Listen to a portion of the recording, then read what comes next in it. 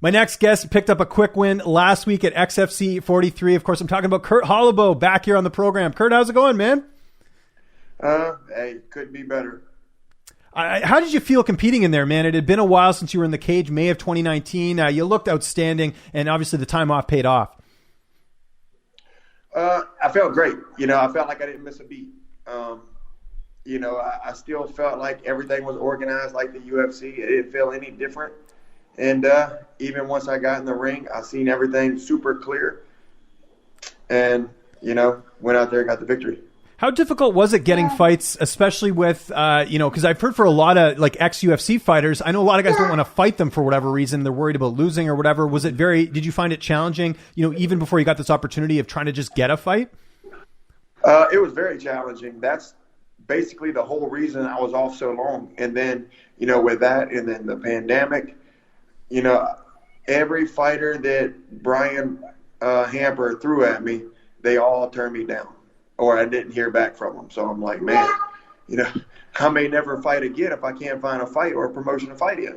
Yeah. And then here comes XFC. Great opportunity, great tournament. I love everything that they've been doing. It's been awesome. And they've been signing a lot of good fighters and like yourself. And their investment paid off. 26 seconds, man. You've had some quick wins before, but where does this win rank in terms of career moments? Because that was a really impressive victory.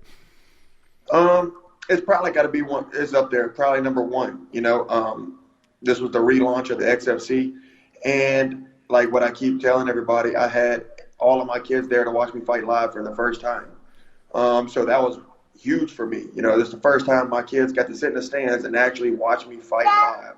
So, and to be able to go out there and get a victory like that and as fast as I didn't have to get any bumps or bruises, it couldn't have been better. Did you expect the fight to end that quickly? I figured I was going to end it in the first round. I figured I would take him down eventually, and he couldn't stop any of the submission game that I have. But, no, I didn't expect the TKO to come that quick. And I know we're in COVID times, and I know it's obviously not you're not going to have a big party after a win like that, but how did you celebrate, all things considered, with all the COVID restrictions? So the XFC had us at a super nice hotel right there in Atlanta, Georgia. And they actually, after the fight, had, in the hotel, big room and bunch of pizzas, bunch of beer, everybody just sitting around the table, just having fun, and honestly, I would rather do that than go out somewhere anyways, because, you're in the hotel. Once you eat some pizza, drink some beer, you go right up to your room and, and crash. Have you or your management spoken to the XFC at all? Because they must have been thrilled with your performance and getting one of the more notable finishes on that card. I hadn't really heard much of from them lately. Just kind of, checking out all their posts. It looks like they're posting up one fight at a time, posting all the pictures, talking a little bit about them. I definitely spoke with the president, Mr. Myron Malaki, afterwards, and he seemed super impressed, especially because, just like every promoter wants you to go out there and perform. That's what they want. That's what they're paying you to do, go out there and put on a show. And I think I put on the best show of the night. And the thing I love, too, is they're putting all the footage out there. So if people want to watch the clip, it's pretty easy to find. I know a lot of promotions are kind of weird about that. They want to keep the footage to themselves or whatever. What's been the feedback like since getting that win? Because I know you've obviously been in the UFC. That's a big deal. But that finish, I saw it pretty much everywhere on social media.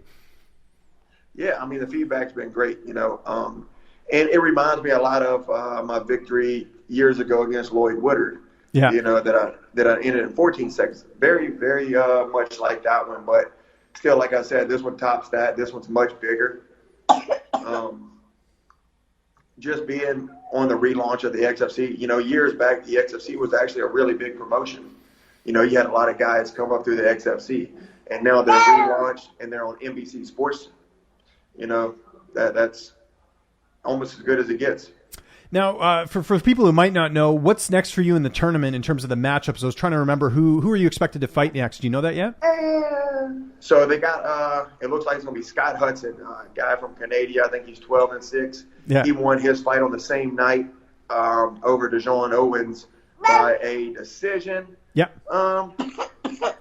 He had a pretty good fight, but, his performance wasn't like mine. Right. No, for sure. Well, I know Scott quite well. I've actually seen him fight live. When I used to live in Toronto, he used to fight for a promotion called BTC, and that's sort of where he's been kind of like a mainstay as well. So, and the guy he beat, actually, Dwan Owens, is a guy that Tristan Connolly beat to get in the UFC. So, it was a pretty good matchup for both guys here. So, what do you know about Scott? Because obviously that fight's going to take place. Is that something where you've already started to look him up, or are you going to wait, a little bit, let soak in the win, and then sort of figure out who you're going to be fighting? No, I've already been back to training. As soon as I got back home, being that I didn't take any kind of injuries, any bumps, any bruises, my body still felt great. I'm still in shape. So I went right back to training the Friday that I got home. Mm-hmm. I've been looking him up. I've already watched his last fight a couple of times, just seeing, some of the things that he does. I feel like it's a very good matchup for me. And going into the tournament, when I looked at the brackets, I looked at the guys' records, I looked at who the guys fought. This is the fight that I figured I would have if I got past Joziro. So already in my mind, this is the fight that was going to happen. So I wasn't really surprised by it. Any idea when you could be fighting next, when that fight could take place? Have you heard anything from the promotion yet? They was talking February. Okay. So you get to enjoy the holidays. That was going to be my question. I really don't know. Yeah. So I said you'll get to enjoy the holidays a little bit then, I guess. Oh, yeah. So, we got some time. Yeah. But like I said, actually, I wish it was a little bit sooner because I feel like I'm still in shape. I'm not hurt at all. I still feel very good. My weight is still down a good bit. And I'm in shape. So I'm going to keep this thing rolling. I'm going to keep the momentum. That's one of the things I felt that I lost going into the UFC for that second time after the Contender Series. I was off for a long time. And I feel like, especially after that fight, I lost the momentum. So I really want to keep that momentum going heading into the rest of this tournament. And, aside from Scott, like who else are you looking in the tournament? Do you kind of scout some of the other guys in the promotion? Is that something you do, or are you just sort of focus on Scott at the moment? Well, I'm focused on Scott. That's the guy that's I have next. So I'm 100% focused on Scott.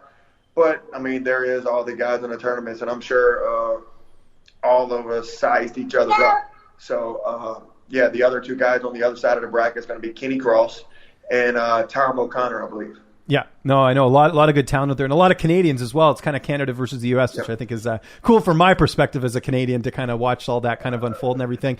Do you have anything planned for the holidays? I know with COVID, everything's kind of restricted, but you getting a lot of family time?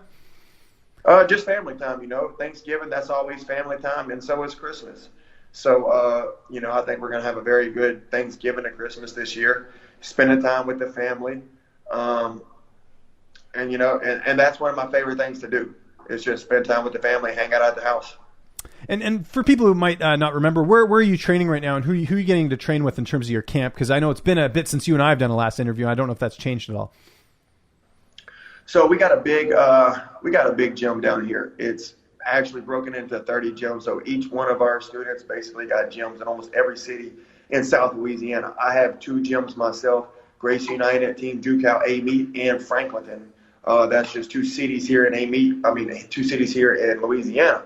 So I teach 5 days a week there, and I train with all the other guys. So, and man, we're ate up with black belts here. We got a bunch of black belts that's here. I got a bunch of guys that are up and coming, MMA fighters that I've been training with, some good pros. So there's a lot of talent that I'm training with down here.